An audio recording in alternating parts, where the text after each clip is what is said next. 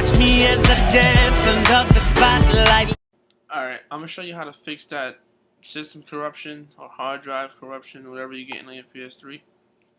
What you're going to need is the USB 2.0 cable that came with your PS3, or you can use one that's capable with it. Not all of them work, just to let you know.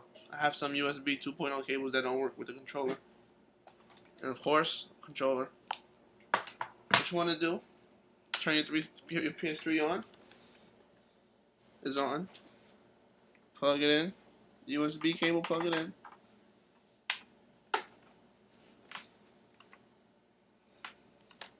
Alright.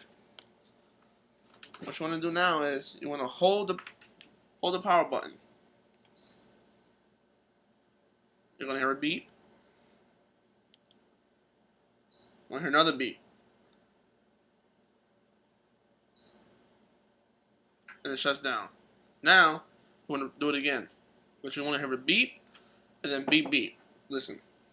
1.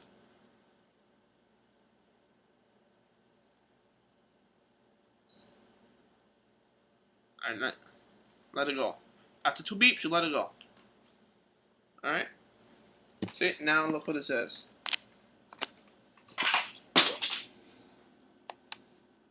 Connect the controller using the USB cable and then press the PS button.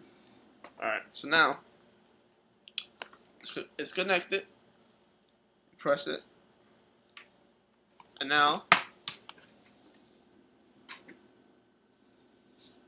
1. Restart system. 2. Restore default settings. 3. Restore file system. 4. Rebuild system. Database. And 5. Restore PS3 system. And 6. The system update. Alright, what you want to do is go to Restore PS3 system. You click that. It's going to format your hard drive, which means everything's going to be deleted. But you can recover your PlayStation username by remembering your email address and stuff you use to log in. Click yes. I'm not going to do it because I fixed this already. After you do that, it's going to be done. And that's it. You fixed it. Hopefully it should be fixed. I just fixed it. Thank you.